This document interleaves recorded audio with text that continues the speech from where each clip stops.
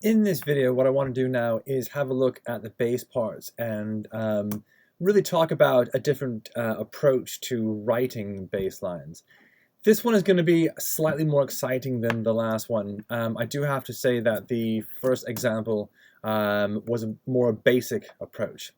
So within this one, what I'm going to do is this. I'm going to create different notes for my bass part, one of which can be alternating between what they call the root of the chord or the tonic, the very lowest note, as well as the fifth, which is the fifth above your lowest note. And you just keep moving back and forth between this, okay? Another way of doing this is, which is very popular in a genre of music called disco, which is where you have a root or the lowest note of a chord, and that gets shifted up between that note and the octave higher, and it'll just keep going back and forth and back and forth.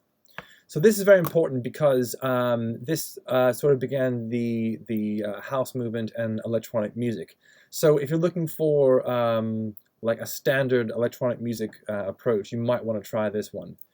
There is one thing I want to mention, which is this. They do move within eighth notes. So it's very important that you understand how to alternate between these notes, also moving into eighth notes. So let's get started on this. So what I'm going to do is this. You should now have this chord progression here finished. And notice how that I've stopped all of my tracks, so I don't have a bass line playing with another bass line. So within this, all I did is I took the simple chord progression, and again, holding down Alt, I moved this one over to the in octaves one. With the in octaves one, this is really quite simple. All I'm going to do is I'm going to get rid of my first top two notes. Now, in my example, in here, I've got this grid set up to, as you can see, for 1 bar.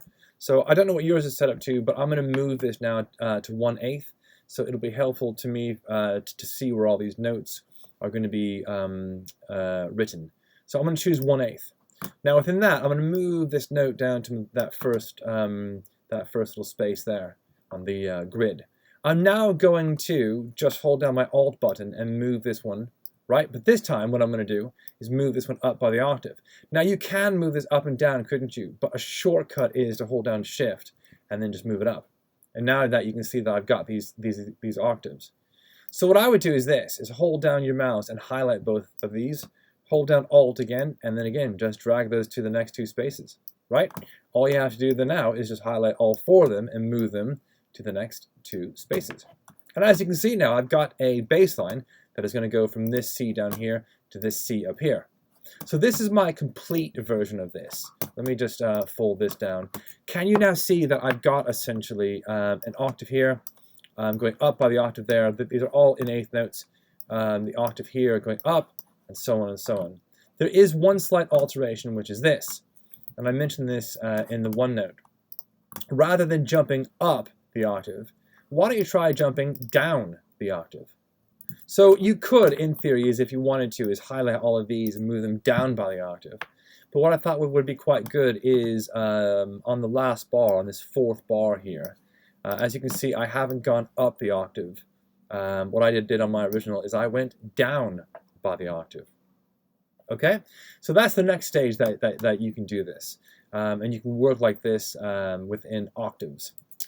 The last one is going to be moving the tonic note or the root note up by either 3 steps or up by 4 steps.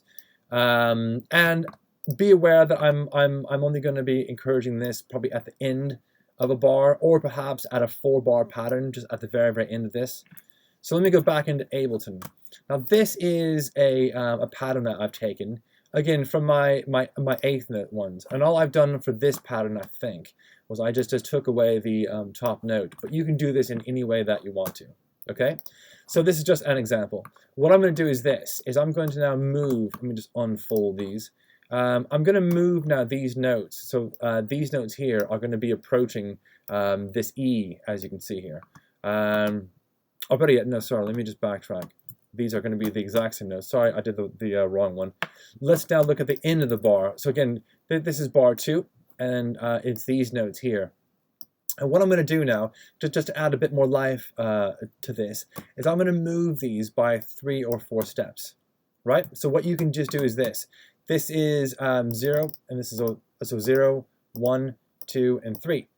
So as you can see that would be my third step. So I'm just going to move these two, or even just the last one up by a step, or sorry, by 3 steps. Now you can probably imagine that a fourth step would just be one higher than that. So you're going to go up 1, 2, 3, and then 4. And you could move this one up by 4.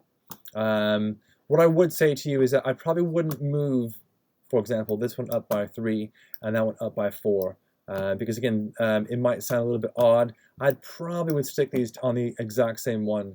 So if you move 1 by 3, move the next one by 3, and don't alter that. But again, some rules can be broken. If your baseline sounds really good, breaking those rules and have you doing it in 3 and then in 4, by all means, go for it. And if there's any questions, just let me know.